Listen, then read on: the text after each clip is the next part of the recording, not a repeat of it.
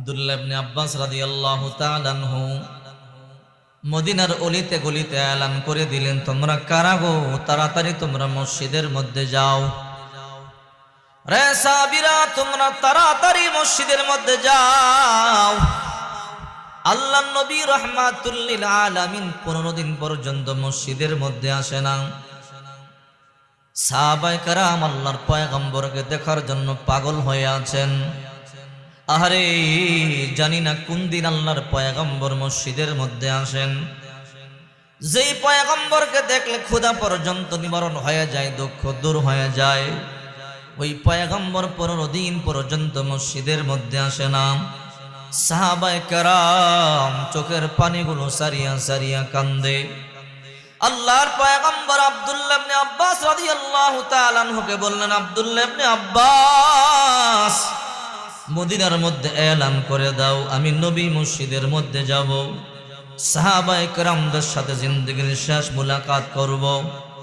আব্দুল্লাহ ইবনে আব্বাস রাদিয়াল্লাহু তাআলা আনহুমা এলান করে দিলেন, ও সাহাবীরা, তোমরা দৌড়াইয়া মসজিদের মধ্যে যাও, আল্লাহর নবী রাহমাতুল লিল আলামিন জিন্দেগির শেষ মুলাকাত করবেন। এই সংবাদটা শুনবার সাথে সাথে সাহাবায়ে কেরাম দৌড়াইয়া মসজিদের মধ্যে চলে এলো। আল্লাহর নবী রাহমাতুল লিল আলামিন 15 দিন পর্যন্ত মসজিদের মধ্যে আসেন না। আজকে জিন্দেগির শেষ মুলাকাত করবার জন্য, জিন্দেগির শেষ সাক্ষাৎ দেওয়ার জন্য পয়গম্বর মসজিদের মধ্যে আসবেন। সাহাবায়ে কেরাম দৌড়াইয়া মসজিদের মধ্যে চলে গেল। আল্লাহ নবী রাহমাতুল লিল আলামিন দুইজন সাহাবীর কাঁধে বর করে করে হযরত আলী রাদিয়াল্লাহু তাআলা আনহুর কাঁধের মধ্যে এক হাত দিলেন, আব্দুল্লাহ ইবনে আব্বাস রাদিয়াল্লাহু তাআলা আনহুর কাঁধের মধ্যে এক হাত দিলেন। আল্লাহ নবী রাহমাতুল লিল আলামিন দুইজনের কাঁধে বর করে করে হাঁটি হাঁটি পা পা করে রাহমাতুল লিল আলামিন মসজিদের দিকে যায়। মসজিদের মধ্যে যাওয়ার পরে আল্লাহ নবী তাকাইয়া দেখে গোটা মসজিদের মধ্যে সাহাবীরা ভরা। আল্লাহ নবী সাহাবায়ে কেরামদেরকে লক্ষ্য করে বল, ও সাহাবীরা, আমি জানি তোমরা আমাকে বড় ভালোবাসো, তোমরা আমাকে বড় মুহাব্বত করো। রে সাহাবীরা, আমি তোমাদেরকে বড় ভালোবাসি, বড় মুহাব্বত করি। তোমাদেরকে বড় মুহাব্বত করি বলে এমন সময় গেছি আমি রাহমাতুল লিল আলামিন 3 দিন পর্যন্ত না খায়া ছিলাম। এমন সময় গেছে আমি নবী 7 দিন পর্যন্ত না খায়া ছিলাম। এমন সময় গেছে আমি রাহমাতুল লিল আলামিন 15 দিন পর্যন্ত না খায়া ছিলাম। আল্লাহ তাআলা আমাকে ওয়াফার করেছে। বন্ধু আমার, আপনি চাইলে জান্নাত থেকে আপনার জন্য খাবার পাঠাতে পারি। আমি বলেছিলাম, আল্লাহ যদি আমাকে জান্নাত থেকে খাবার দাও, আমার উম্মতদেরকেও কি জান্নাতে খাবার দিবা? আল্লাহ বলে, না গো নবী না, আপনার উম্মতদেরকে দুনিয়াতে জান্নাতে খাবার দেওয়া হবে না। আপনার আমার নবী বলে, আল্লাহ আমার যে উম্মত দুনিয়াতে জান্নাতে খাবার পাবে না, আমি ওই নবী না, আমি একা একা দুনিয়াতে জান্নাতি খাবার খাবো। আল্লাহু আকবার বলেন। আল্লাহ পয়গম্বর জান্নাতি খাবার খেলেন না। ও সাহাবীরা, তোমাদেরকে ভালোবাসি বলেই, তোমাদেরকে মুহাব্বত করি বলি দুনিয়াতে জান্নাতি খাবার আমি খাই নাই। ও সাহাবীরা, আমি জানি তোমরাও আমাকে বড় ভালোবাসো, তোমরাও আমাকে বড় মুহাব্বত করো। রে সাহাবীরা, আমার মন বলতেছে বেশি দিন আমি তোমাদের মাঝে থাকবো না, আমি আমার রবের ডাকে সাড়া দিয়ে চলে যাব। সাহাবীরা রে, আমি কোন দিন জানি চলে যাই বলতে পারি না। আমার মন বলতেছে বেশি দিন তোমাদের মাঝে আমি আর থাকবো না। রে সাহাবীরা, যদি তোমরা আমার কাছে কেউ কোনো কিছু পাও, আদায় করে নাও, কিয়ামতের ময়দানে আল্লাহর কাঠগড় আমারে দাঁড় করাইবা না।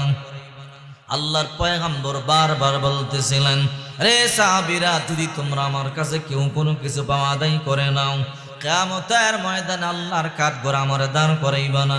কোনো সাহাবী দাঁড়ায় না, কোনো সাহাবী কোনো কথা বলে না।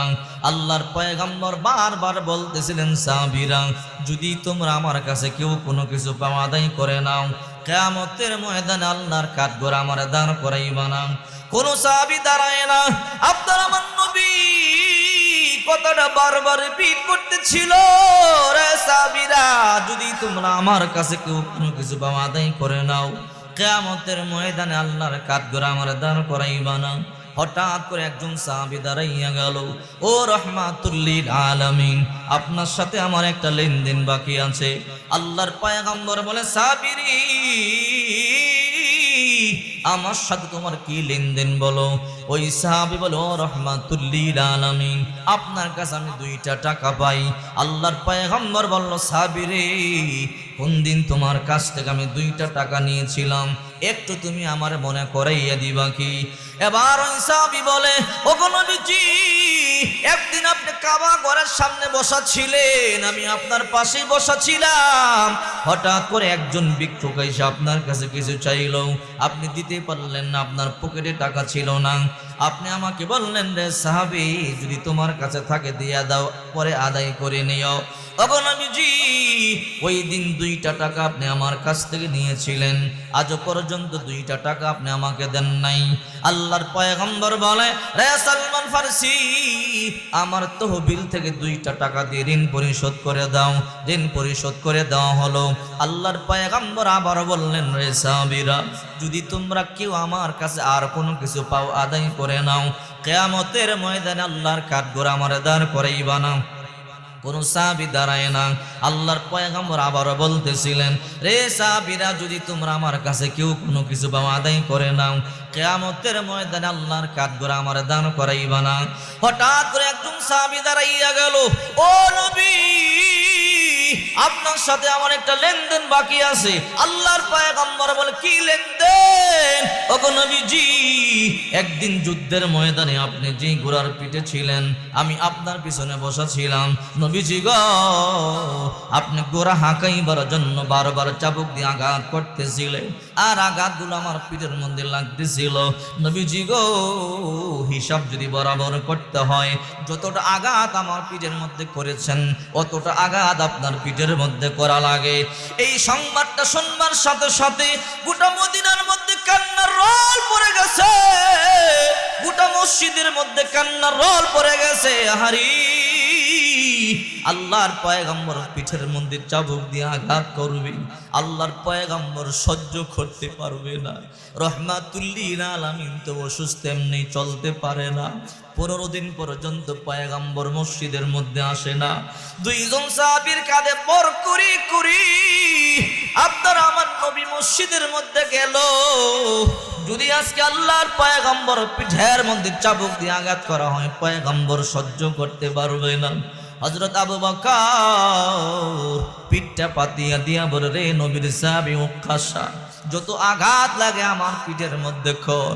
আল্লাহর দোহাই, আল্লাহর পয়গম্বর পিঠের মধ্যে আঘাত করবি না, আল্লাহর পয়গম্বর সহ্য করতে পারবে না।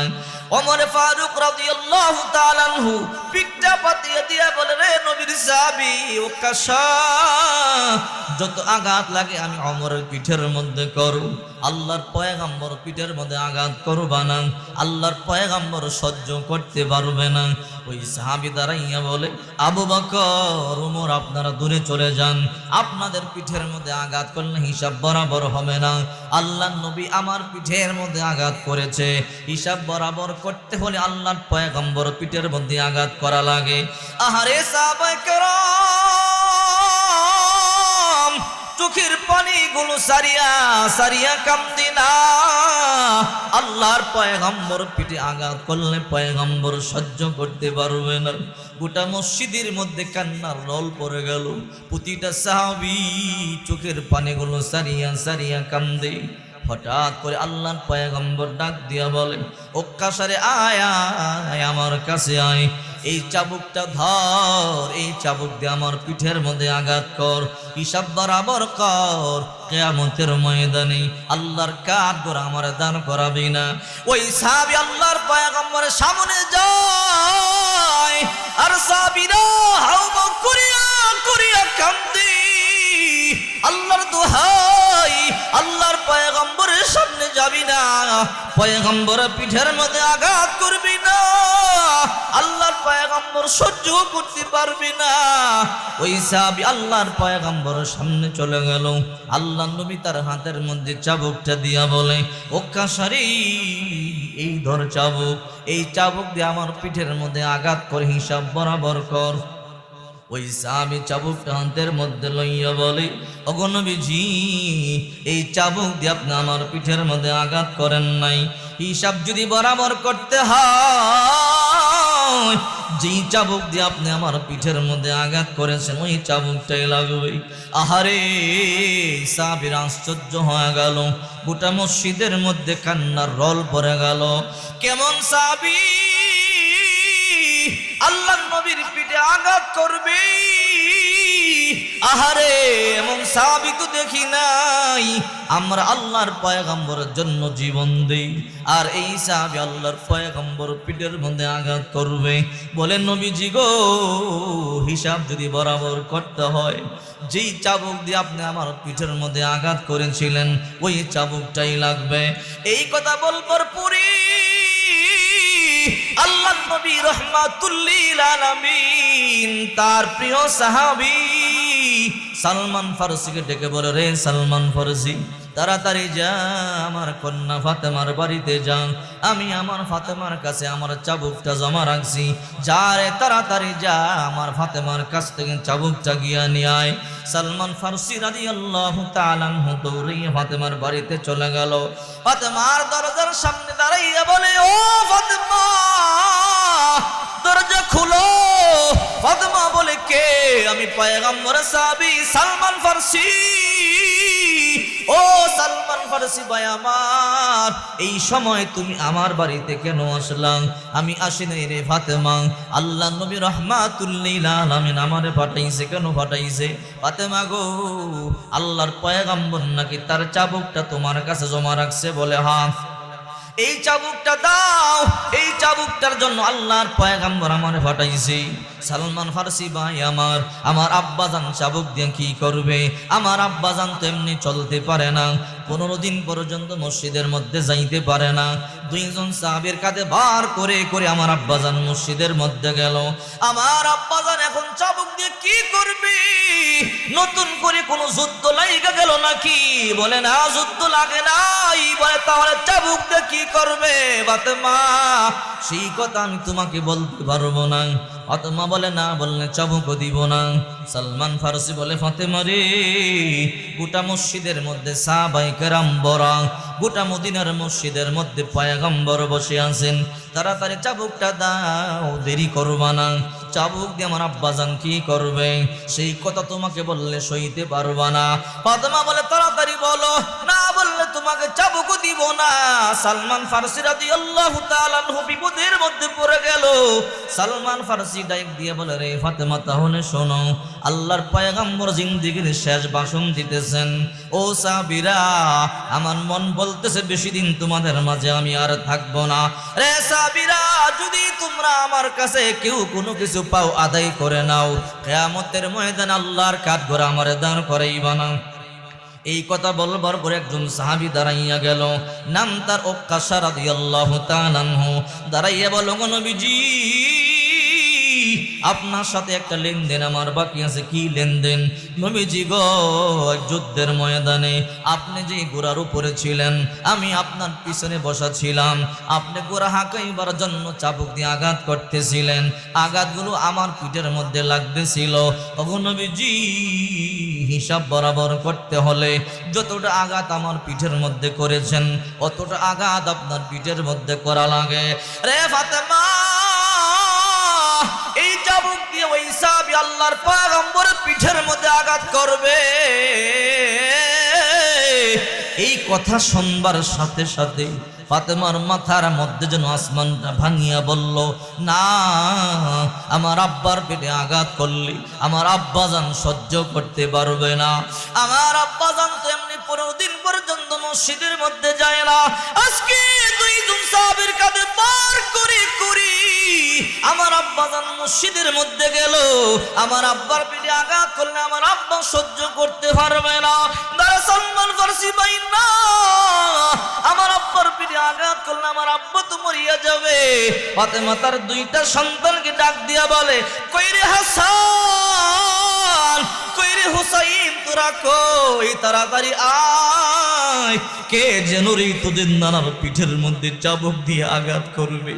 তাড়াতাড়ি মসজিদের মধ্যে যা, দুই ভাই দুই পার্শ্বে দাঁড়াইয়া পিঠটা পাতিয়া দিবি। যতগুলো আঘাত লাগে তোদের পিঠের মধ্যে নিবি, একটা আঘাত তোদের নানার পিঠের মধ্যে লাগতে দিবি না।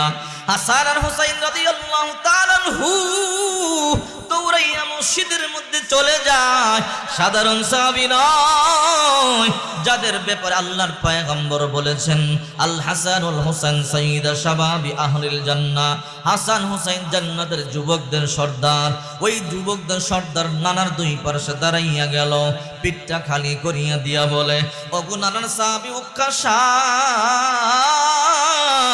আমাদের দুই ভাইয়ের পিঠটা কি আপনার পছন্দ হয় না?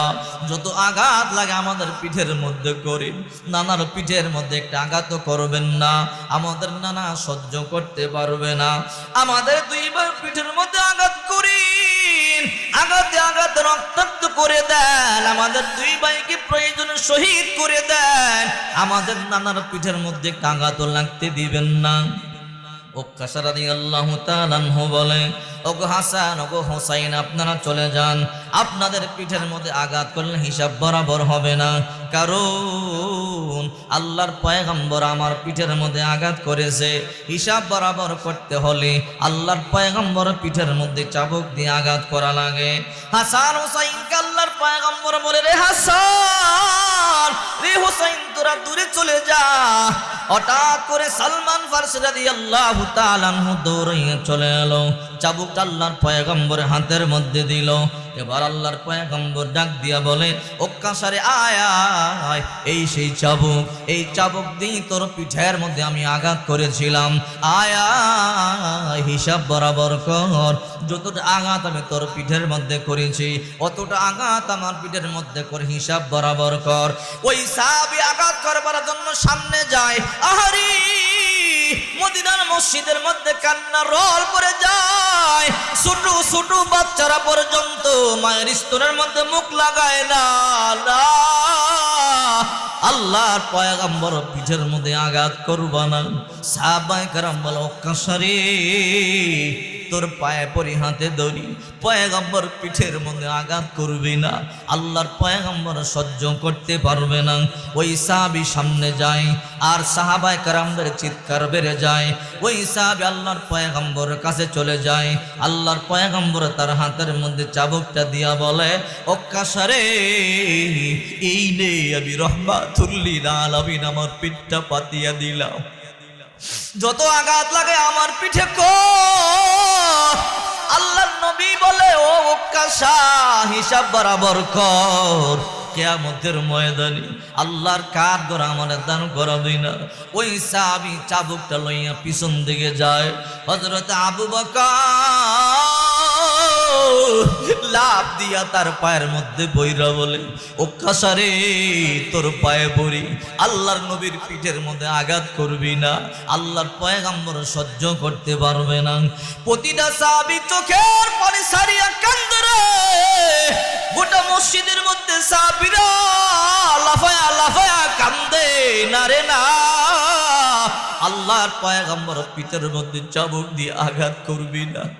ওই সাহাবী চাবুকটা লইয়া আল্লাহর পয়গম্বর পিছন দিকে চলে যায়।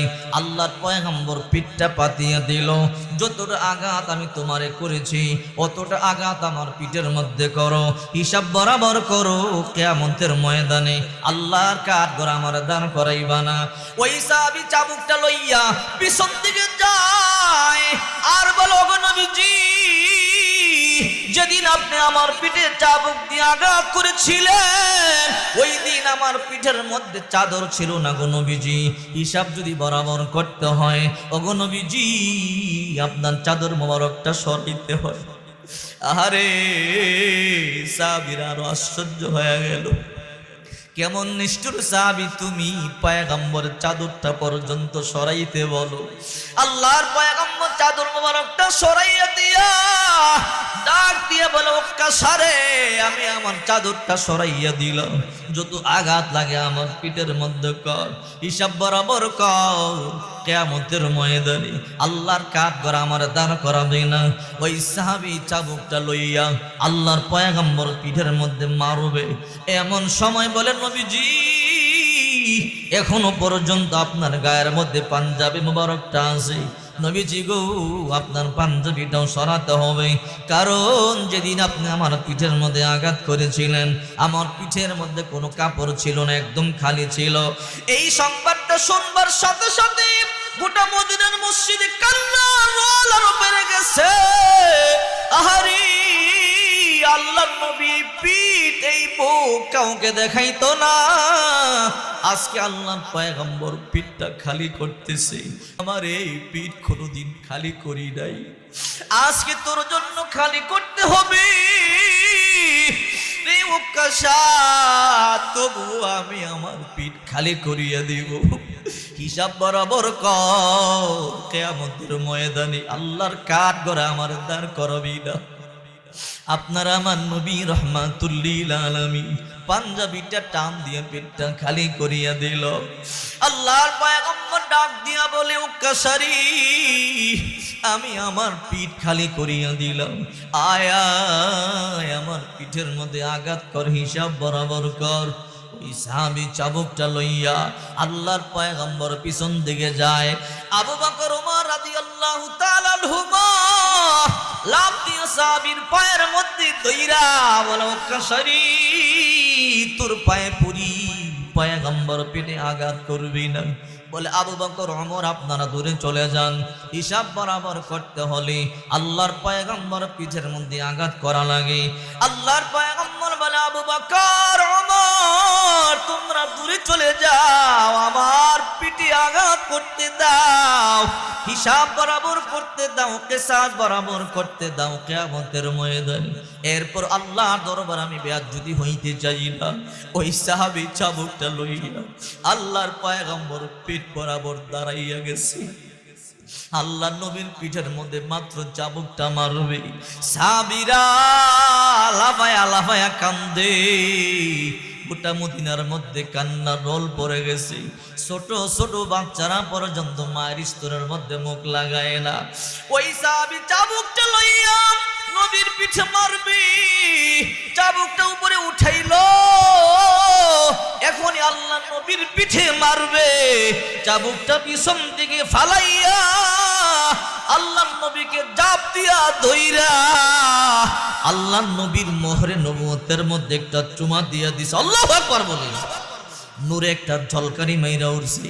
আল্লাহর পয়গম্বর বলে, কিরে ওকাশা তুই না আমার পিঠের মধ্যে চাবুক দিয়ে আঘাত করবি, আঘাত না করি আমার মোহরে নবুয়তের মধ্যে কেন চুমা দিয়া দিলে? ওকাশা রাদিয়াল্লাহু তাআলা আনহু বলেন, নবীজি গো আপনার পিঠের মধ্যে চাবুক দিয়ে আঘাত করবার মতো সাহস আমার নাই। ওগো নবীজি আমি এই জন্য নাটকটা করেছি, আপনার মোহরে নবুয়তের মধ্যে চুমা দেওয়াই ছিল আমার উদ্দেশ্য, এই জন্য আমি নাটকটা করেছি, আপনার মোহরে নবুয়তের মধ্যে চুমা দিব। আল্লাহর পয়গম্বর বলে, ওকাশারি আমার মোহরে নবুয়তের মধ্যে চুমা দাও নাই, আল্লাহর জাহান্নাম চিরদিনের জন্য হারাম করে দিয়েছে। আল্লাহু আকবার। হা ইমামুল আউয়ালিন ওয়াল আখিরিন বাহর সদকা রহমাতাল লিল আলামিন, শুধু জুদাস রহমাতাল লিল আলামিন, মসজিদে ঔষধ হামার এ জমিন। চিন্তা করে দেখেন আল্লাহর পয়গম্বর রহমাতুল লিল আলামিন, আল্লাহর পরে যার দাম, কথা বলেন ঠিক কিনা? অথচ যেই নবীর কোনো গুনাহ নাই, বেগুনাহ মাসুম, যেই নবী দুনিয়ার জন্য রহমত, আল্লাহ পাক রব্বুল আলামিন বলেন, ওয়ামা আরসালনাকা ইল্লা রাহমাতাল লিল আলামিন। जहाँ तो कहाए रबूबियत खुदा की, वहाँ तो कहाए नबुवत मुस्तफा की। चिंता करे देखें अल्लाहर परे যার দাম, ওই নবী মৃত্যুর সময় কেমন করে করে কাঁদি, সাহাবায়ে কেরামদের থেকে জিন্দেগির মতো বিদায় নেয়। আসলে নয়া মাটি সেনের বাড়ি চৈরা বাড়ির এই কান্দার বিটা গোরস্থানের মধ্যে কত মা বাবা আজকে ঘুমায়, কথা বলেন ঠিক কি না? আহারে, এমন একদিন আসবে এই কবরে আপনিও চলে যাবেন, এই কবরে আমিও চলে যাব। এই জন্য বিশ্ব নবী মুহাম্মদুর রাসূলুল্লাহ সাল্লাল্লাহু আলাইহি ওয়াসাল্লাম বলেন, আল কবরু রাউযাতুম মির রিয়াজিল জান্নাহ আও হুফরাতুম মিন হুফারিন নার। এই কবরটা কারো জন্য জান্নাতের বাগান, কারো জন্য জাহান্নামের গর্ত। দুনিয়াতে যে 5 ওয়াক্ত নামাজ আদায় করেছি, হালাল রিজিক অন্বেষণ করেছে, সত্য কথা বলেছে, ওই ব্যক্তিকে আল্লাহ পাক রব্বুল আলামিন জান্নাতের মেহমান বানাবে। নামাজ পড়ে নাই, রোজা রাখে নাই, চুরি করেছে, অন্যায় করেছে, গীবত করেছে, জুলুম করেছে, তার জন্য জাহান্নাম। এমন মানুষ আমাদের সমাজের মধ্যে আছে না নাই? আহারে, নামাজ পড়ে না। ইমাম সাহেব যদি বলে যুবক নামাজ পড়ো, বলে হুজুর আমার কাপড় ভালো না। আসলে কাপড় ভালো না তা না, তোমার কপালটাই ভালো না। কথা বলেন ঠিক কি না? 5 ওয়াক্ত নামাজ আদায় করতে হবে। আহারে, নামাজ এমন একটা ইবাদত, নামাজ পড়লে আল্লাহ তাআলা চুরির অভ্যাস থাকলে দূর করে দিবে, ডাকাতির অভ্যাস থাকলে দূর করে দিবে, জেনার অভ্যাস থাকলে দূর করে দিবে, মিথ্যা কথার অভ্যাস থাকলে দূর করে দিবে। আল্লাহ পাক রব্বুল আলামিন বলেন, ইন্নাস সালাতা তানহা আনিল ফাহশাই ওয়াল মুনকার। নিশ্চয়ই নামাজ অশ্লীলগ্রহিত কাজ থেকে ফিরাইয়া রাখে। হে যুবক, হাতে দড়ি পায়ে পুরি, 40 দিন পর্যন্ত লাগাতার জামাতে নামাজ পড়ো, দেখবা সব গুনাহ থেকে আল্লাহ তোমাকে হেফাজত করেছে। তোমার দিলটা আল্লাহ ঘুরাইয়া দিবে। নামাজ ছাড়া বিকল্প কোনো রাস্তা নাই। মরতে দেরি হবে, নামাজ সম্পর্কে জিজ্ঞাসা করতে বিন্দু পরিমাণ দেরি হবে না। কথা বলেন ঠিক কি না? এই জন্য বিশ্বনবী মুহাম্মদুর রাসূলুল্লাহ সাল্লাল্লাহু আলাইহি ওয়াসাল্লাম বলেন, আউয়ালু মা ইউহাসাবু বিহিল আবদু ইয়াওমাল কিয়ামাতিস সালাহ। কিয়ামতের দিন সর্বপ্রথম বান্দা বান্দি নামাজের হিসাব হবে। আবার অনেক নামাজি আছে, নামাজও পড়ে, চুরিও করে, নামাজও পড়ে, মিথ্যা কথাও বলে, নামাজও পড়ে, ভাই বোনকে সম্পদ কম দেয়, আছে না নাই? ভাইকে ঠগায়, বোনকে ঠগায়, আছে না নাই? আহারে, ভাইকে ঠকাইলা, বোনকে ঠকাইলা, খোদার কসম করে বলি তোমার নামাজে কোনো কাজ হবে না, ইবাদত বন্দেগীতে কোনো কাজ হবে না। আল্লাহ রাসূল সাল্লাল্লাহু আলাইহি ওয়াসাল্লাম বলেন, কোন বান্দা বান্দি যদি কারো 1 বিঘত সম্পদ জোর জুলুম করে খায়, 1 বিঘত, কয় বিঘত? মাত্র 1 বিঘত, আধা হাত। রাসূল করিম সাল্লাল্লাহু আলাইহি ওয়াসাল্লাম বলেন, কিয়ামতের ময়দানে 7 আসমান 7 জমিন তার পিঠের মধ্যে চাপাইয়া দেয়া হবে, আর বলা হবে, রে নিমুখ হারাম, এই ধর, এই সম্পদের লোভে তুই বোনকে ঠগাইছো, ভাইকে ঠগাইছো, প্রতিবেশীকে ঠগাইছো। ওই দিন 7 আসমান 7 জমিন তার পিঠের মধ্যে চড়াইয়া দিবে। তার মতো হতভাগা আর কেউ হবে না। কথা বলেন ঠিক কি না? এই জন্য বোনকে ঠকাবেন না, ভাইকে ঠকাবেন না, সন্তান 3 জন আছে, একজনকে ঠকাবেন না। ইনসাফ করবেন, ইনসাফ না করলে বড় বিপদের মধ্যে পড়বেন। একটা কিতাব থেকে ঘটনা বলে শুনলে আশ্চর্য হবেন। কিতাবের নাম সিয়ারুল আলামিন নুবালা। আল্লামা শামসুদ্দিন যাহাবী রাহমাতুল্লাহ আলাইহি লেখছেন, শুনলে আশ্চর্য হয়ে যাবেন। কিতাবের নাম সিয়ারুল আলামিন নুবালা। আল্লামা শামসুদ্দিন যাহাবী রাহমাতুল্লাহ আলাইহি লিখেছেন, এক আল্লাহর বান্দা ছিল, অনেক ধনী মানুষ, টাকার অভাব নাই, পয়সার অভাব নাই, কিন্তু তার আত্মীয় স্বজন ছিল না, ছেলে মেয়ে ছিল না। ওই আল্লাহর বান্দা বৃদ্ধ হয়ে গেল।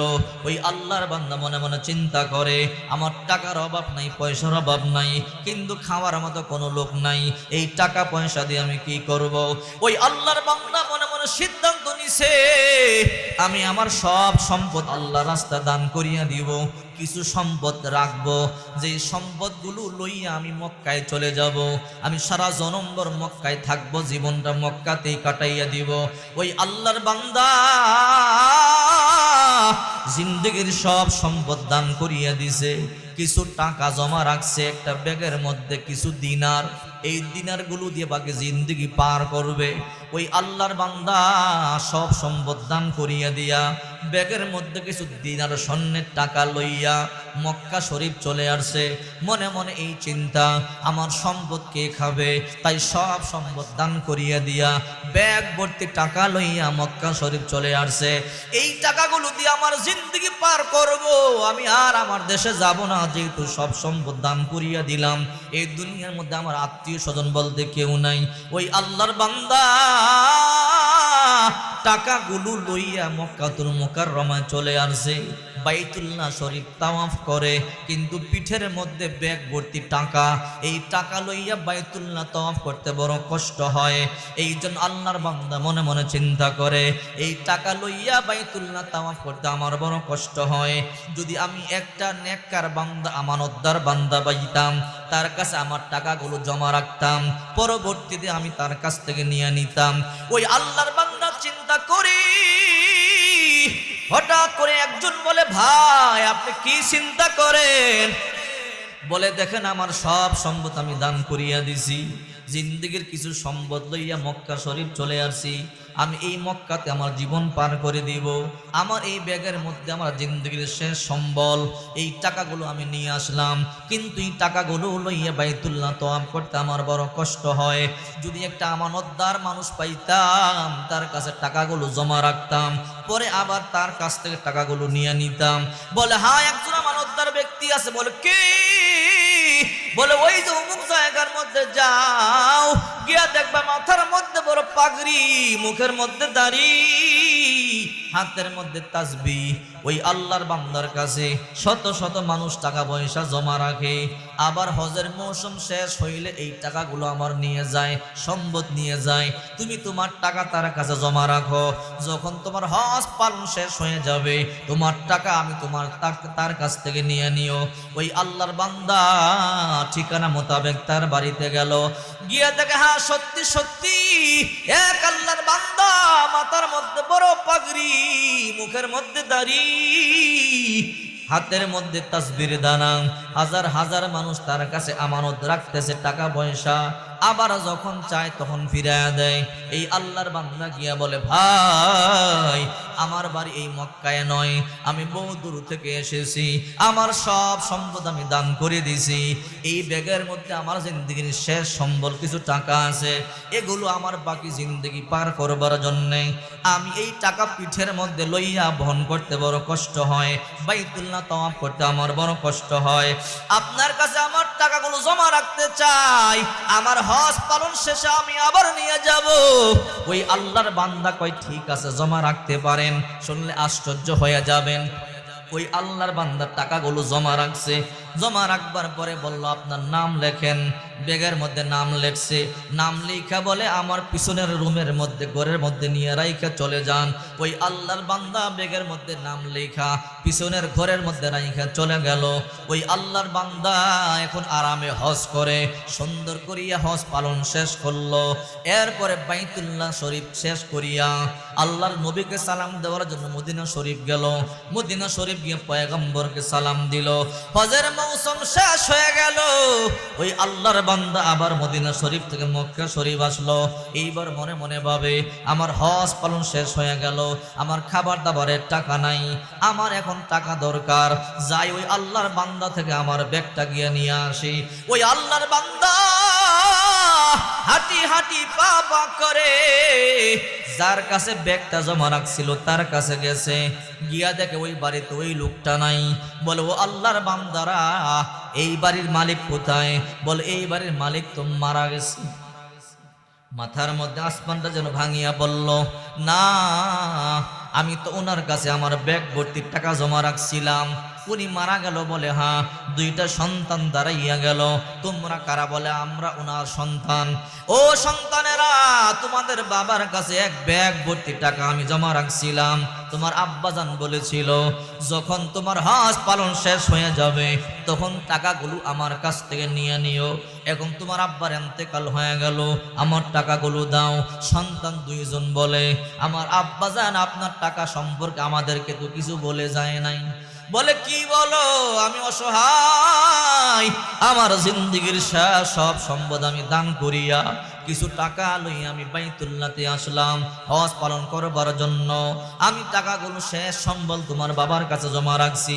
এখন যদি এই টাকা আমি না পাই আমি কেমনে চলবো? আমি তো মরে যাব, আমার টাকা নাই, পয়সা নাই। সন্তান দুইজন বলে আমরা জানি না আপনার টাকার কথা, আমাদের বাবা আমাদের কাছে বলে যায় না, আপনি চলে যান। সন্তান দুইজন তাকে বের করে দিল। ওই আল্লাহর বান্দা অসহায় হইয়া কাবার গিলাফ দরিয়া দরিয়া কান্দে, আল্লাহ তুমি জানো দুনিয়াতে আপনজন বলতে আমার কেউ নাই, আমার সব সম্পদ আমি দান করিয়া দিয়া কিছু সম্পদ লইয়া আসছিলাম এই বাইতুল্লাহ তাওয়াফ করবার জন্য। ওগো আল্লাহ, হজ করবার জন্য, আমি জিন্দেগিটা বাইতুল্লাহ কাটায়া দেওয়ার জন্য। এখন আমার শেষ সম্বল হারায়া গেল। আল্লাহ আমি কি খাবো? আমি জামা কাপড় কেমনে কিনবো? আমার এখন তো কোনো কিছুই নাই। ওই আল্লাহর বান্দা বাইতুল্লাহ গিলাফ ধরে ধরে কান্দে। কিতাবের মধ্যে আছে এই বাইতুল্লাহ চত্বরে আল্লাহ যুগে যুগে কিছু ওলি আবদাল রাইখা দেয়। মানুষ যখন বিপদের মধ্যে পড়ে ওই ওলিদের মাধ্যমে আল্লাহ তাআলা বিপদগ্রস্ত বান্দার হেফাজত করে। আল্লাহু আকবার বলেন। যখন ওই আল্লাহর বান্দা কাবার গিলাফ দরিয়া দরিয়া কাঁদতেছে, আল্লাহ আমার শেষ সম্বল হারায় গেছে, ওগো আল্লাহ আমি এখন কি করব? আমার তো যাওয়ার কোনো জায়গা নাই। এক আল্লাহর ওলি দেখছে, দেখা মনে মনে ভাবে এই লোকটা মনে হয় বিপদের মধ্যে পড়ছে, নতুবা কাবার গিলাফ দরিয়া দরিয়া কেন কান্দে? ওই আল্লাহর বান্দা তার কাছে আসছে। আয়েশা বলে, ভাই তুমি কাবার গিলাফ দরিয়া দরিয়া কেন কান্দো? কারণটা কি বলো? বলে, ও আল্লাহর বান্দা আপনার কাছে বললে কি হবে বলো? বলে, দেখেন না আমার বাড়ি অমুক দেশে, আমার আত্মীয় স্বজন দুনিয়াতে কেউ নাই, সব সম্পদ আমি দান করিয়া দিছি আল্লাহর রাস্তায়। কিছু সম্পদ লইয়া আমি আসছিলাম আপনার কাছে। ওই দিন দেখা হয়েছে, আপনিই তো বলছিলেন উমুকের কাছে জমা রাখো, আমি হজ করতে আমার বড় কষ্ট হয়। ওই দিন টাকাগুলো আপনিই তো বলছিলেন ওই ব্যক্তির কাছে জমা রাখো। বলে, হ্যাঁ জমা রাখছিলাম, তো কি হয়েছে? বলে, এখন হজ পালন শেষ করিয়া তার কাছে টাকার জন্য গেলাম, এখন ওই আল্লাহর বান্দা নাকি দুনিয়া থেকে চলে গেছে। তার সন্তানেরা বলে, আমরাও জানি না, আমার আব্বা জান আপনার সম্পদের কথা আমাদেরকে বলে যায় নাই। আমার বড় বিপদ, এখন আমি কই যাব? আমার টাকা নাই, পয়সা নাই, আমি কি খাবো? কই আপনি কাঁদবেন না, আপনাকে একটা বুদ্ধি শিখাইয়া দেই, যদি আমি কাজটা আপনি করতে পারেন তাহলে আপনার টাকা আপনি ফিরে পাবেন। সুবহানাল্লাহ বলেন। কয় কি কাজ?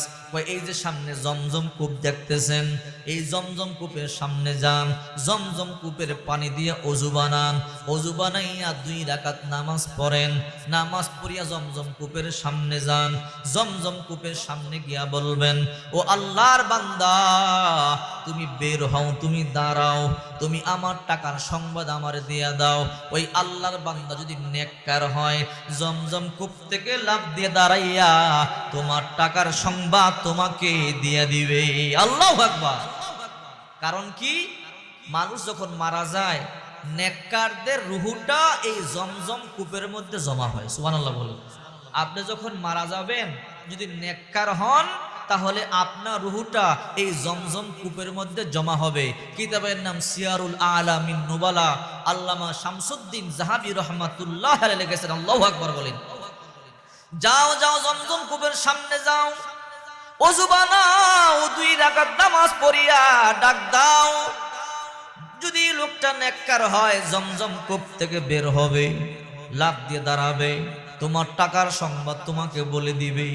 ওই আল্লাহর বান্দা জমজম কূপের সামনে গেল, ওযু বানাইলো, 2 রাকাত নামাজ পড়লো, 2 রাকাত নামাজ পড়িয়া ডাক দিছে, ও আল্লাহর বান্দা জমজম কূপ থেকে তুমি দাঁড়াও, আমার সম্পদের সংবাদ তুমি আমারে বলে দাও, আমার সম্পদ কোথায় রাখছো আমারে বলো।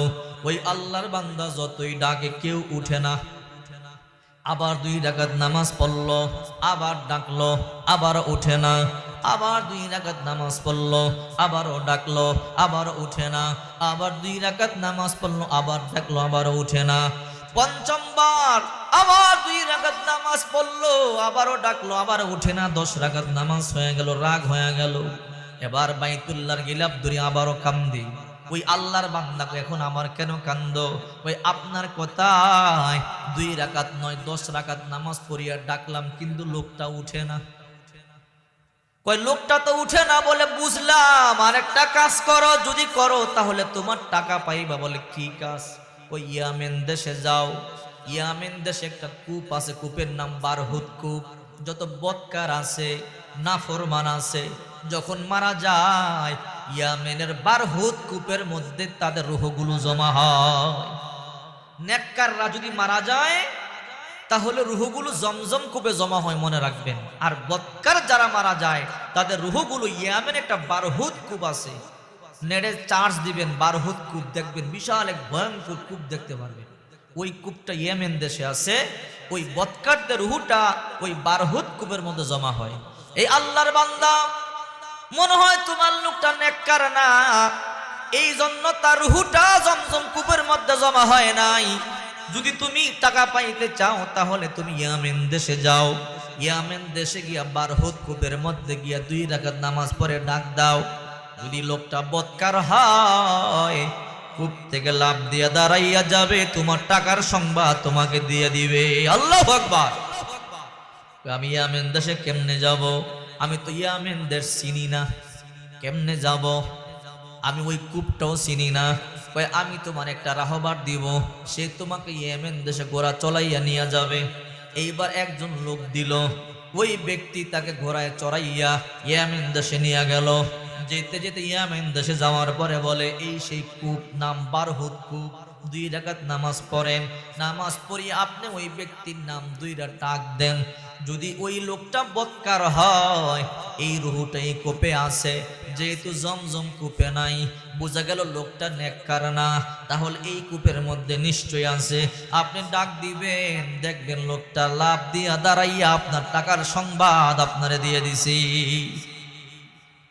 ওই লোকটা 2 রাকাত নামাজ পড়িয়া ওই কূপের সামনে গিয়া বলে, আল্লাহর বান্দা, আমি আমার জিন্দেগির সব সম্পদ তোমার কাছে জমা রাখছিলাম, আমার টাকার দরকার, এখন আমার টাকা নাই, তুমি তো দুনিয়া ছেড়ে চলে গেছো, তোমার ইন্তেকাল হয়ে গেল, আমার টাকার সংবাদ তুমি তাড়াতাড়ি দাও। এই কথা বলতে দেরি, বারহুদ কূপ থেকে ওই ব্যক্তি লাফ দিয়া দাঁড়াইয়া গেল। আল্লাহু আকবার। দাঁড়াইয়া বলে, ও আল্লাহর বান্দা, হ্যাঁ হ্যাঁ তোমার সম্পদ আমি জমা রাখছি। বলে কই? বলে আমার ঘরের পিছন দিকে যাইয়া মাটি খনন করবা, তোমার দামি সম্পদ মানুষের সরে নিয়ে যাবে, এই জন্য তোমার টাকাগুলো মাটির নিচে আমি গর্ত করে জমা রাখছি, যাইয়া তুমি দেখবা তোমার টাকা ওই জায়গার মধ্যে আছে। ওই আল্লাহর বান্দা বলে, বুঝলাম, আমার টাকা আমি পাবো গিয়া, কিন্তু তোমার রুহুটা জাহান্নামীদের কাতারে কেন? তোমার রুহুটা বদকারদের কূপের মধ্যে কেন? তোমার মাথার মধ্যে পাগড়ি ছিল, টুপি ছিল, জুব্বা ছিল, দাড়ি ছিল, হাতের মধ্যে তসবিহ ছিল, তোমার এই অবস্থা কারণটা কি? এবার ওই বান্দা চোখের পানি গুলো সারিয়া কান্না করে বলে, ওগো আল্লাহর মেহমান, আমি জীবনে এমন কোন আমল নাই আমি করি নাই, সারা জনম পর আমি আমল করেছি, 5 ওয়াক্ত নামাজ পড়েছি, তাহাজ্জুদ পড়ে পড়ে কপালে দাগ ফালাইয়া দিছি, আমি 5 ওয়াক্ত নামাজ কাবা ঘরের ভিতরে পড়তাম, কাবা ঘর, কাবা চত্বরে, হেরেম শরীফের ভিতরে 1 রাকাত 1 লক্ষ রাকাতের সওয়াব, সারা জনম ভর আমি হেরেমের ভিতরেই নামাজ পড়েছি, প্রতিদিন তাহাজ্জুদের নামাজ পড়েছি, আমানত রক্ষা করেছি, এমন কোন আমল নাই আমি জিন্দগিতে করি নাই, প্রতি বছর হজ করেছি, মানুষের আমানত আমি রক্ষা করেছি, এমন কোন আমল নাই আমি করি নাই। এত আমল করবার পরেও তোমার লাশটা জাহান্নামীদের কাতারে, কারণটা কি? বলে আমি জিন্দগিতে একটা পাপ করছিলাম। বলে কি পাপ? আমার আব্বা যখন মারা যায়, আমি ছিলাম বড় ভাই, আমি আমার ভাই বোনদের মধ্যে সম্পদ বন্টন করতে গিয়া আমার একটা বোনকে সম্পদ একটু কম দিছিলাম। এই যে আমি আমার বোনকে একটু সম্পদ কম দিছিলাম, এই জন্য আমার যত আমল আছে সব বরবাদ হয়ে গিয়া আল্লাহ তাআলা আমার রূহটা জান্নাতে না দিয়া জাহান্নামীদের কূপের মধ্যে দিয়েছে। আল্লাহু আকবার। আমরা তো নামাজ পড়ি, সুদ খাই, আছে না নাই? নামাজ পড়ি, গীবত করি, আছে না নাই? নামাজ পড়ি, ভাইকে ঠগাই, বোনকে ঠগাই, এমন আছে না নাই? এই রকম ইবাদত করলে কোনো কাজ হবে না। এই জন্য বিশ্বনবী মুহাম্মদুর রাসূলুল্লাহ সাল্লাল্লাহু আলাইহি ওয়াসাল্লাম বলেন, আখলিস দীনাকা ইয়াকফিকাল আমালুল কলিল। তোমার অন্তরকে খাঁটি করো, অন্তরকে পরিচ্ছন্ন করো। যদি তোমার অন্তরকে খাঁটি করতে পারো, আমল যদি কম হয়, ওই অল্প আমলেই তোমার জান্নাতে যাওয়ার জন্য যথেষ্ট হয়ে যাবে। আপনারা বিরক্ত হইতাছেন? চলবে? দেখেন, বলতেছিলাম কুল্লু নাফসিন যায়িকাতুল মাউত, প্রত্যেকটা প্রাণীকে মৃত্যুর স্বাদ আস্বাদন করতে হবে। আমাদের নবী রাহমাতুল লিল আলামিন কোনো গুনাহ নাই, এরপরও নবী হাউমা করে কান্না করেছে। নবীজির কন্যা ফাতেমার দাম কম না বেশি? ফাতেমার মৃত্যুর সময়ের ঘটনা শুনলে তো আপনি অবাক হয়ে যাবেন। আহারে, ফাতেমার ব্যাপারে আল্লাহ রাসূল বলেছেন, ফাতিমাতু সাইয়্যিদাতু নিসাই আহলিল জান্নাহ। ফাতেমা জান্নাতের রমণীদের সর্দারিনী। ফাতিমাতু বিজাতুম মিন্নি। আল্লাহ রাসূল বলে ফাতেমা আমার দেহের অংশ, কলিজার টুকরা। অথচ ওই ফাতেমা ইন্তেকালের সময় এমন ভাবে হাউমা করে কান্না করছে, শুনলে আশ্চর্য হয়ে যাবে। হযরত আলী রাদিয়াল্লাহু তাআলা আনহু প্রতিদিন ফজরের নামাজ পড়িয়া ঘরে ঢোকেন। ঘরে ঢুইকা দেখে ফাতেমা নামাজের মুসল্লায় কোরআন তেলাওয়াত করে, জিকির আজকার করে, তাসবিহ তাহলিল আদায় করে। হঠাৎ করে হযরত আলী একদিন ফজরের নামাজ পড়িয়া ঘরে ঢুকলেন। ঘরে ঢুইকা দেখে ফাতেমা নামাজের মুসল্লার মধ্যে নাই, কোরআন তেলাওয়াত করে না, জিকিরও করে না। আলী আশ্চর্য হয়ে গেল, কিরে, প্রতিদিন ফজরের নামাজ পড়িয়ে ঘরে ঢুইকাই দেখি আমার ফাতেমা নামাজের মুসল্লায় কোরআন তেলাওয়াত করে, জিকির আজকার করে, আজকে কোরআন তেলাওয়াত করে না, জিকিরও করে না। পুরা ঘর তালাশ করলেন, ফাতেমারে পাওয়া গেল না। হঠাৎ করে হযরত আলী রান্না করে গিয়া দেখে ফাতেমা সকাল বেলায় রান্না বান্না বসাইয়া দিল। আলী বলে, ও ফাতেমা, সকাল বেলায় রান্না বান্না কেন বসাইলা? যখন মসজিদের মধ্যে নামাজ পড়বার জন্য যাই, তোমার কপালের মধ্যে হাত দিয়ে দেখলাম প্রচন্ড জ্বর। রে ফাতেমা, এই জ্বর নিয়ে সকাল বেলা কেন রান্না বান্না বসাইলে? কারণটা কি আমারে বলো। ফাতেমা বলো, আলী, আজকে একটা স্বপ্ন দেখেছি, এই স্বপ্নের ব্যাখ্যা আমার বুঝতে কষ্ট হয় নাই। আলী বলে, ফাতেমা, কি স্বপ্ন দেখেছ? ওগো আলী, আমি স্বপ্ন দেখেছি আমার আব্বা জান রাহমাতুল লিল আলামিন আমার ঘরে ঢুকলেন, কি যেন তালাশ করতেছিল। অনেক লম্বা সময় তালাশ করিয়া আমার আব্বা জান না পাইয়া চলে যায়। আমি দৌড়াইয়া গিয়া বললাম, আব্বা জান, আমার ঘরে আপনি কি তালাশ করতেছিলেন? আমার আব্বা জান বলে, ও ফাতেমা, আমি তো তোরই তালাশ করতেছিলাম। আব্বা জান, আপনি আমাকে কেন তালাশ করতেছিলেন? ফাতেমা রে, আজকে একটা সংবাদ তোমারে দিব, যে সংবাদটা শুনবার পরে কান্না করবা না। এবার ফাতেমা বলে, আব্বাজান, কি সংবাদ? রে ফাতেমা, আজকে সাহারি খাইছো আলীর সাথে, ইফতার করবা আমি নবীর সাথে। আহারে, এই সংবাদটা ফাতেমা শুনবার সাথে সাথে মাথার মধ্যে যেন আসমানটা ভাঙিয়া বলল, আমার আব্বা আমারে কি শোনাইলো? আজকে সাহারি খাইছে আলীর সাথে, ইফতার করবো আমার বাবার সাথে, তার মানে আজকে আমার জিন্দেগির শেষ দিন, আজকে আমার ইন্তেকাল হয়ে যাবে, আজকে আমার মরণ হয়ে যাবে। ফাতেমা চোখের পানিগুলো সারিয়া কান্দি। আলী বলে, ফাতেমা রে, এত বড় আটার খামিরা কেন বানাইছো? যেই আটা দিয়ে রুটি বানাইলে 1 সপ্তাহ পর্যন্ত খাওয়া যাবে। ফাতেমা বলে, আলী, আমি ভালো করে জানি আপনি আমারে বড় ভালোবাসেন, মুহাব্বত করেন। হাসান হুসাইন আমারে ভালোবাসে, মুহাব্বত করে। আজকে আমার শেষ দিন, আজকে আমার ইন্তেকাল হয়ে যাবে। আলী গো, এই জন্য এত বড় আটার খামিরা বানাইলাম। আমি 1 সপ্তাহের জন্য রুটি বানাইয়ে দিয়া যাব, যেন 1 সপ্তাহ পর্যন্ত আপনি আর হাসান হোসেন খাইতে পারেন। ফাতেমা গো, এতগুলো পুরাতন কাপড় সবুর কেন নামাইলা? ফাতেমা বলে, আলী আজকে আমার জিন্দেগির শেষ দিন, আজকে আমার মরণ হয়ে যাবে, আমি আপনার জামা কাপড় দৌত করতে বড় পছন্দ করি। আলী গো, আজকে জনমের মতো আপনার সব কাপড় সবুর দৌত করে দিয়ে যাব, আর তো জীবনে আমি কাপড় সবুর দৌত করতে পারবো না। আলীও কান্দে, ফাতেমাও কান্দে। হযরত হাসান হুসাইন দৌড়াইয়া চলে এলো। মা, হঠাৎ করে তুমি কেন কান্না করো? মা, তোমার মনে কি দুঃখ বলো? ফাতেমা বড় বুদ্ধিমতী ছিল। ফাতেমা চিন্তা করে, আজকে আমার মরণ হয়ে যাবে, এই সংবাদটা আমার সন্তানদেরকে বললে আমার সন্তানগুলো সহ্য করতে পারবে না। এই জন্য ফাতেমা বুদ্ধি খাটাইয়া বলে, রে হাসান হুসাইন, তোরা যা, তোদের নানার রওজা পাকের সামনে যা, নানার সাথে গিয়ে কথা বল। আল্লামা শাহ আশরাফ আলী থানভী রাহমাতুল্লাহি আলাইহি বলেন, হাসান হুসাইন যখন আল্লাহর পয়গম্বরের রওজা পাকের সামনে গিয়ে সালাম দিত, আল্লাহর পয়গম্বর রওজা শরীফ থেকে কথা বলা শুরু করে দিত, যেমনে দুনিয়ায় থাকতে কথা বলতো। আল্লাহু আকবার। হাসান হুসাইন আল্লাহর পয়গম্বর রওজা পাকের সামনে চলে গেল। ফাতেমা স্বামীর কাছ থেকে জনমের মতো বিদায় নেয়। আলীও কান্না করে, ফাতেমাও কান্না করে। ফাতেমা বলে, আলী আজকে আমার জিন্দেগির শেষ দিন, আজকে আমার ইন্তেকাল হয়ে যাবে, আজকে আমার মরণ হয়ে যাবে। আলী গো, জীবনে আপনার কাছে তেমন কোনো কিছু আমি চাই নাই। এমন সময় গেছে 3 দিন পর্যন্ত না খাইয়াছিলাম। ওগো আলী, তারপর কোনো অভিযোগ করি নাই। এমন সময় গেছে 7 দিন পর্যন্ত না খাইয়াছিলাম, কোনো অভিযোগ করি নাই।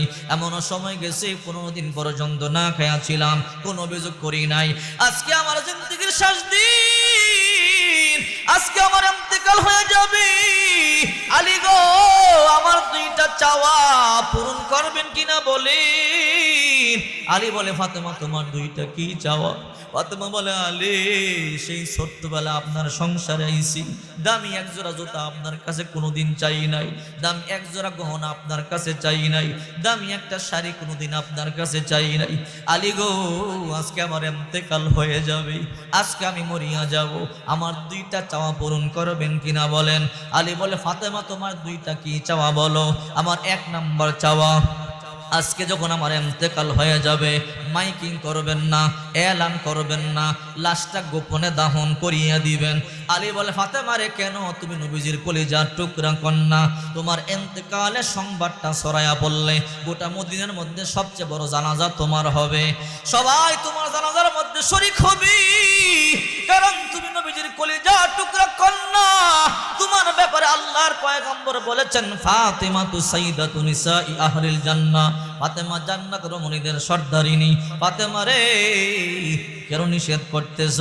ফাতেমা বলে, আলী দরকার নাই, আমার লাশটা গোপনে দাফন করবেন। কেন ফাতেমা? বলে, আলী সারা জনম ভর পর্দা করেছি, কোনো বেগানা পুরুষ আমাকে দেখে নাই। আমার লাশটা নিয়ে যখন ময়দানে যাবেন, অনেক বেগানা পুরুষ দেখবে লাশটা, দেখিয়া বলবে ফাতেমা এতটুকুন লম্বা ছিল, এতটুকুন মোটা ছিল, এতটুকুন চওড়া ছিল।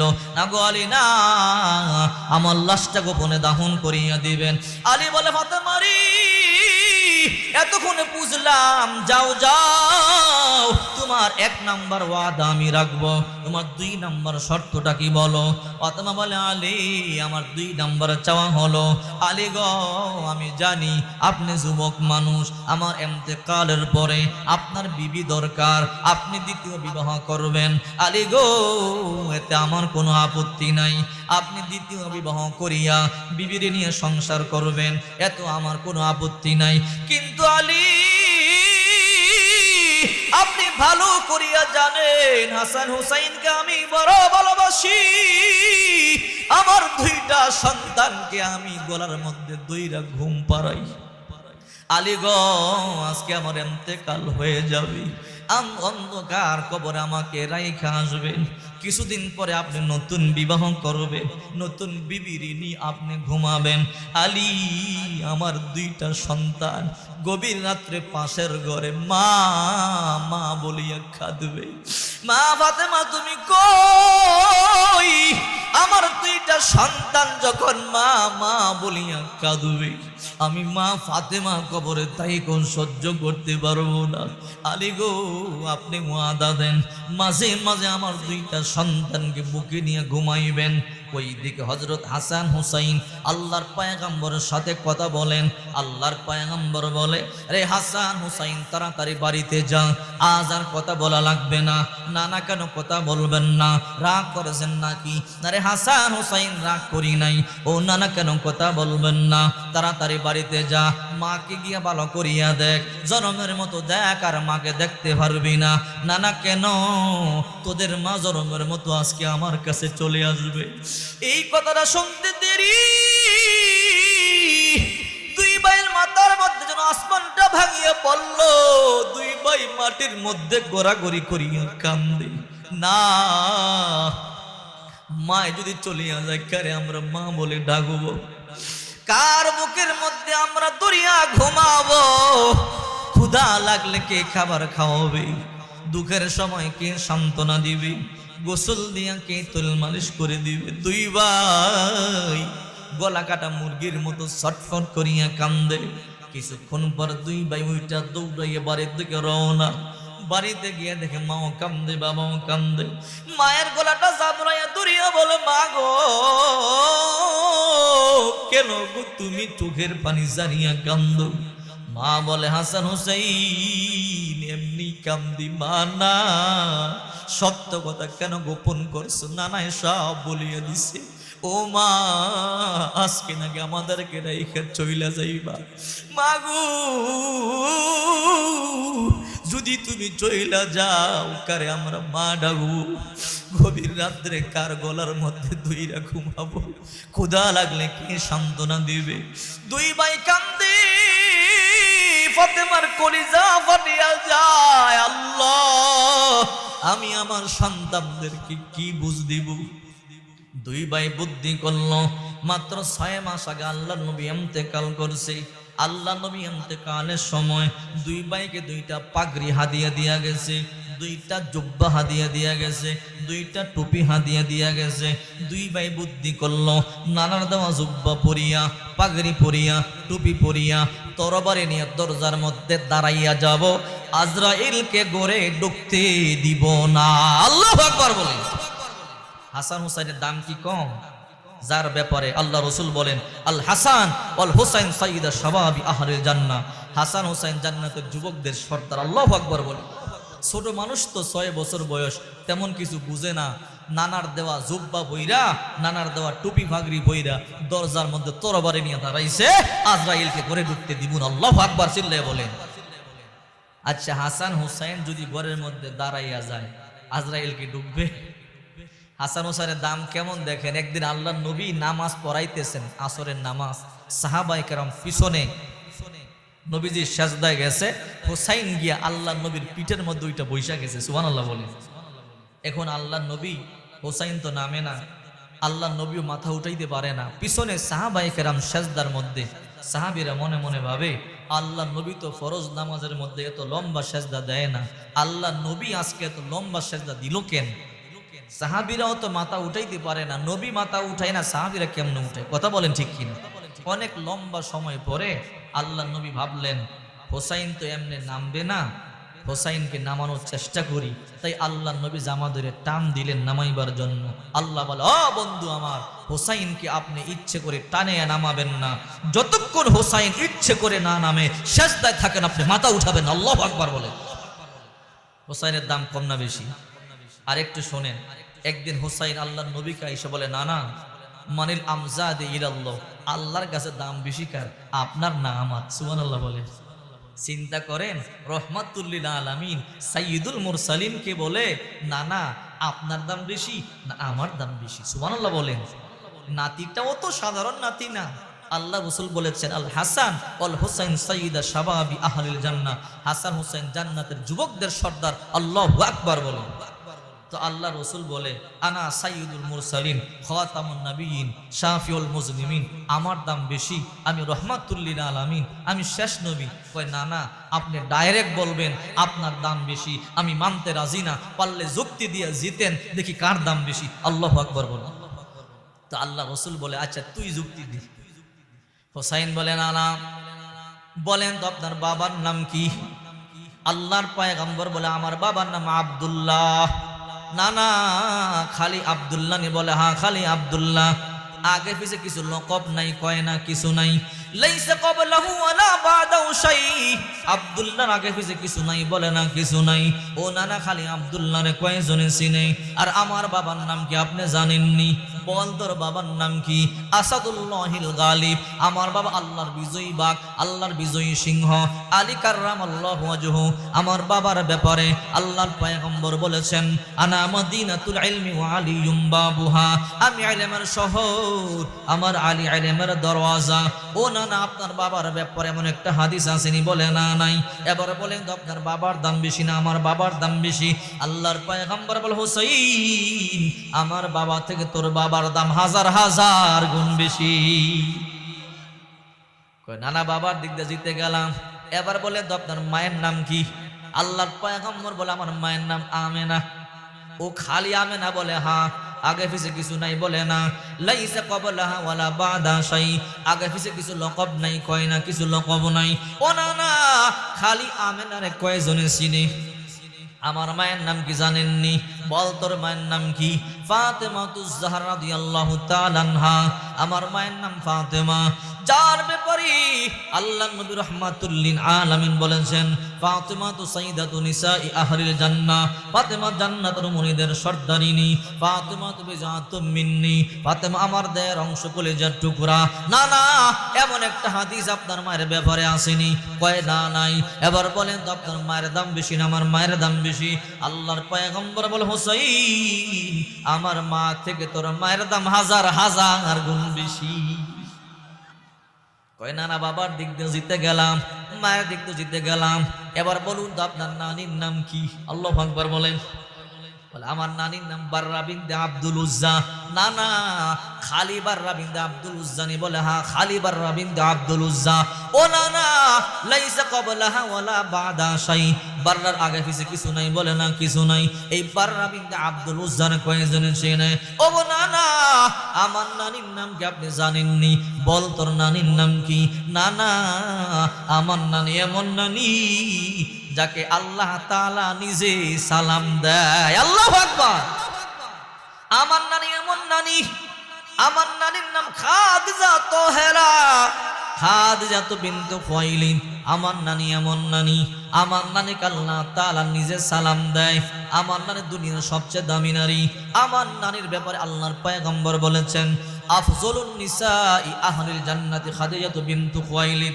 ওয়া ফাতিমাতু বিনতু মুহাম্মদ ওয়া মারইয়াম বিনতু ইমরান ওয়া আসিয়া বিনতু মুজাহিম এই পৃথিবীর মধ্যে সবচেয়ে দামি নারী চারজন এক নম্বরে মা খাদিজা দুই নম্বরে ফাতিমা তিন নম্বরে মারইয়াম ঈসা নবীর মা চার নম্বরে আসিয়া ফেরাউনের বিবি এই পৃথিবীর মধ্যে সবচেয়ে দামি নারী চারজন এক নম্বরে খাদিজা না না আমার নানি এমন নানি গোটা দুনিয়ার মধ্যে এক নম্বর আল্লাহু আকবার বলেন আমার নানিকে আল্লাহ তাআলা সালাম দেয় যারা হজ করেছেন জানেন মক্কা শরীফ থেকে ৬-৭ মাইল দূরে একটা পাহাড় আছে জাবালুন নূর পাহাড় কোরআন নাজিলের পাহাড় কথা বলেন ঠিক কিনা অনেক উঁচা পাহাড় প্রায় ৬৫০ মিটার উঁচা পাহাড় ওই পাহাড়ের চূড়ার মধ্যে একটা হেরা গুহা আছে হেরা গুহা ওই গুহার মধ্যে আল্লাহর নবী ধ্যান করতেন ওখানে জিবরাইল আগমন করত কোরআন নাজিল হইছে নবীর নবুয়ত পাইছে সুবহানাল্লাহ বলেন ওইখানে আল্লাহর পয়গম্বর ধ্যান করতেন ওই পাহাড়ে উঠতে ১.৫-২ ঘন্টা সময় লাগে